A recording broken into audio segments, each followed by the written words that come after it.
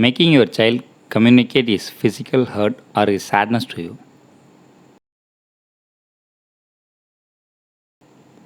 Making your child to communicate more than needs is an important speech goal. One such speech goal is to make your child communicate to you when he has a physical hurt and when he is sad.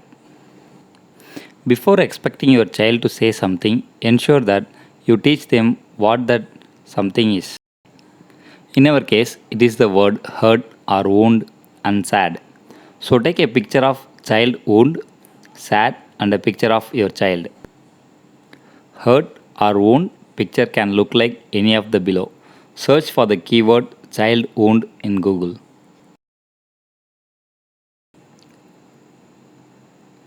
In case if your child has a wound in his hand or any part of the body right now in present, or you or anyone has any wound, then take a picture of that as well.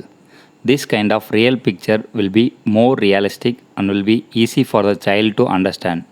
And choose the keyword that your child want to use when he wants to communicate with you when he is hurt. It can be either hurt or wound, not both. Use a single word representation of anything when you teach.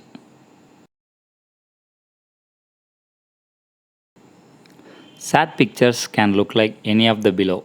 Search for the keyword child sad in Google.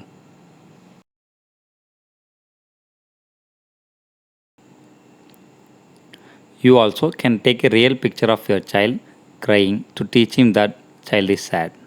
Again, choose the keyword that you want your child to use when you want him to communicate with you when he is sad. English word would be better to start with, or you can use word of your language choice. You can use only one keyword though. Don't use multiple words to denote the same thing. If it is sad, just sad, no other word. That will confuse the child. Teaching hurt or wound goal. You want your child to say the word hurt when he got hurt in his hand or leg or when he fell down somewhere. For the first few days, teach the picture of the hurt by following the pointing rules. For the hurt picture, be face to face to your child. Keep the picture facing your child next to your eyes. Point to the hurt picture, look at the picture, and then look at child's eye and say hurt. Do this at least 5 to 10 times a day. During this process of pointing and teaching, never ask the question, say what is this, or never expect your child to repeat or say what you thought. Don't stress her out. Just model by pointing and say the word looking at her eyes.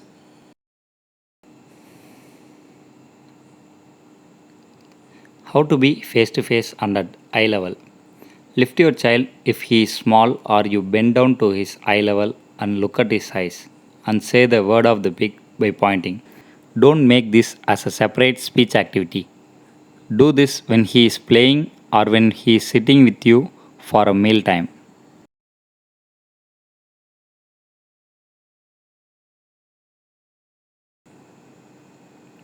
If the child can relate his name to himself, then you can skip this step. For others, teach the child picture also. Follow the same rules as mentioned for the herd picture, but just use the name of the child when you point to child's picture. Now, after teaching few days of these words, first scenario. When you get hurt, go to the child and point to your real hurt, and then visual pic of the hurt, and just say hurt, and keep your face sad. Slightly touch the hurt part and say, oh, paining. When you do this, follow the modeling rules of the face to face, no extra words and no questions.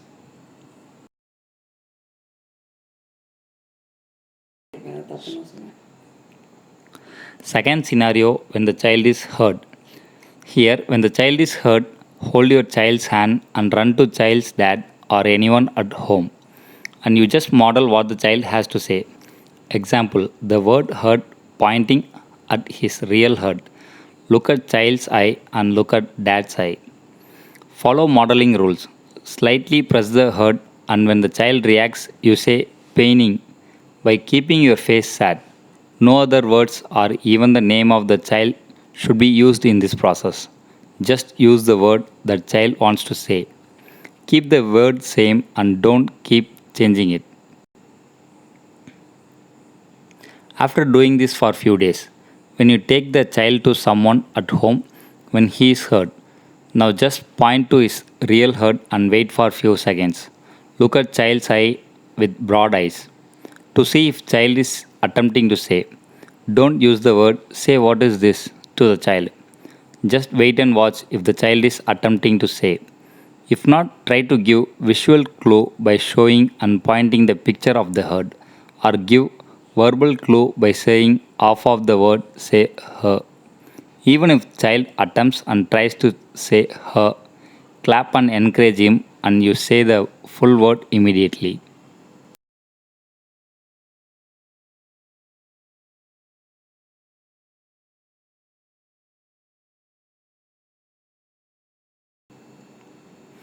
Now the child has said the word heard or attempted to say the word heard.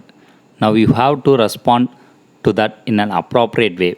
Acknowledge him by saying, "Oh no, it will be alright," by keeping your face sad so that he knows that if he communicate with you that he is hurt, you will give the appropriate response to him. Similarly, you can teach the word sad. Choose situation where you know for sure that child is sad. For example, when you take him to therapy class that he does not like. During those situations, you point to the sad face pic and look at child's eye and say, Ram sad. You model this by taking the child to another adult at home and saying just these words. When you say Ram, point him or his pic. When you say sad, point to the sad face.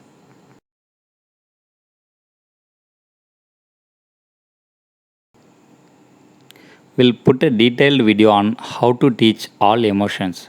But to start with, you can just try the word sad as mentioned in this video. Helping child to communicate that he is hurt or he is sad will play a big role in his behavior management related to his emotion of being sad and will avoid any behavior that arises out of any physical hurt he has. This will help them to share their emotions when they grow up in a streamlined manner.